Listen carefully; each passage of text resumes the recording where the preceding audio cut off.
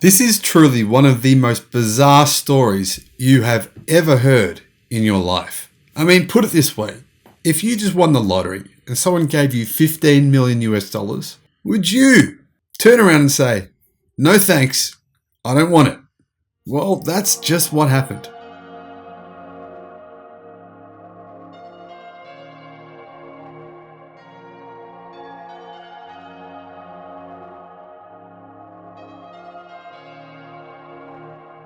Hello, my friends, and welcome to the channel. I'm the Electric Viking. Great to see you. Welcome to all the new subscribers, and welcome back everyone else.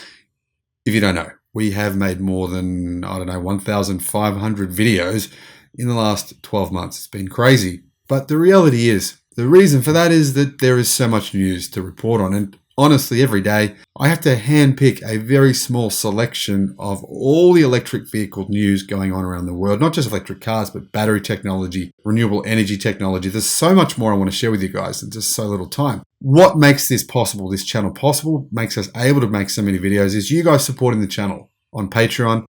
There's been a couple of new Patreon supporters come on board lately. I just want to say big shout out to you guys. You know who you are.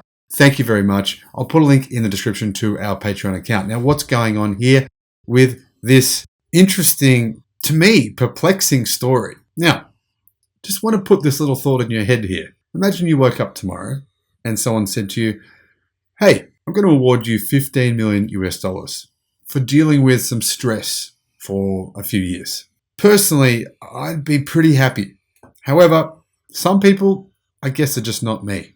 Now, a Tesla ex-employee has rejected a 15 million US dollar award in a racial abuse lawsuit, opening a door for a new trial. Now, before you jump to conclusions, the person who worked at Tesla, who was awarded this 15 million US dollars, no one really knows the full story. Some people say there wasn't racial abuse. Some people say there was.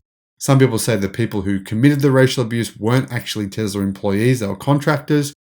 There's all kinds of different things floating around. No one seems to really know exactly what happened. But we do know one thing. That is that the person awarded this amount of money and who has decided not to take it did actually get their daughter a job working at Tesla as well while they were employed there. It's just one thing worth considering.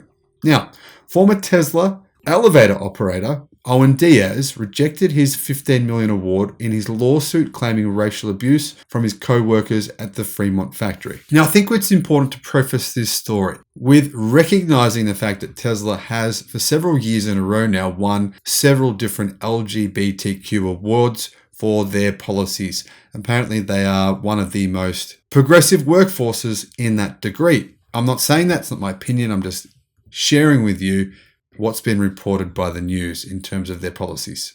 Now, earlier this month, on the 7th of June, US District Judge William Orrick in San Francisco stated that Owen Diaz had 2 weeks to accept his US $15 million payout.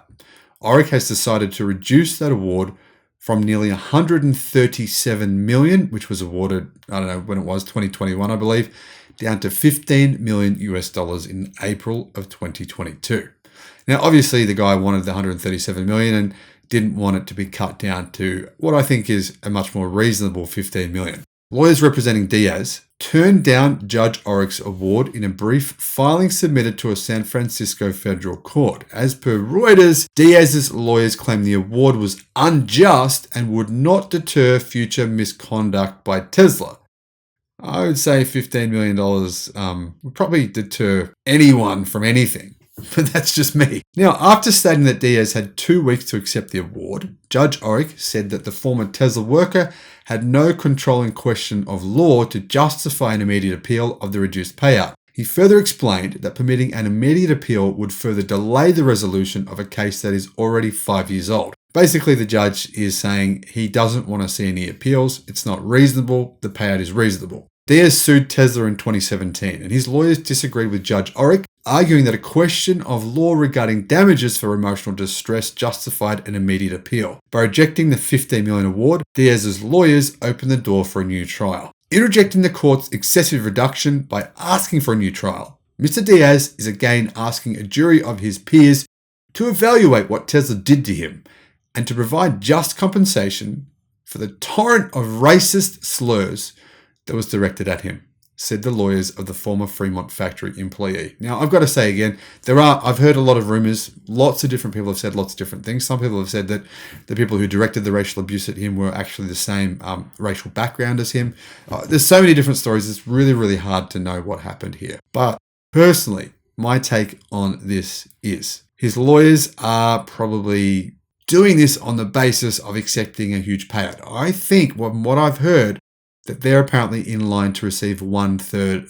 So his lawyers would have been in line to receive $5 million US, and he would have received $10 million US. Clearly, his lawyers have gotten into his ear and told him, no, we can get you more than this, because they're maybe a little bit greedy. They want more than $5 million. Maybe they think they can get, I don't know, $30 million. And then if they did get the $30 million, then his lawyers would get $10 million. So I think it's more than likely a case of greed on behalf of lawyers, which is a pretty normal thing, I think, in the legal industry. Personally, if there is a new case, I would hope that the jurors are much more realistic. Maybe they could award him something more within the realm of the real world, 500,000 maybe. I don't know, something that actually justifies the reality of the situation.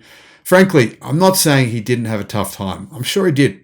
But honestly, after just being in Indonesia recently, I really think that there's many, many millions of people who suffer on a daily basis. And I genuinely feel sorry for a lot of people who live in developing countries who I know work extremely hard and suffer under incredible difficulties to make very, very small incomes.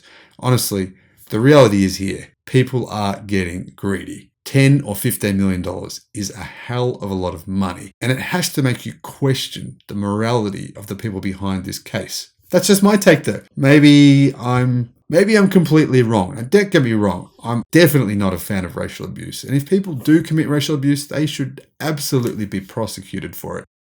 But in my view, in most cases here, the people that commit the racial abuse themselves, they are the ones who should be held responsible. And I don't hear a whole lot about that. I don't hear who they were and what they did. And I think if they committed these crimes, then realistically, they're the ones who should be held most responsible. Thanks for watching. Bye-bye.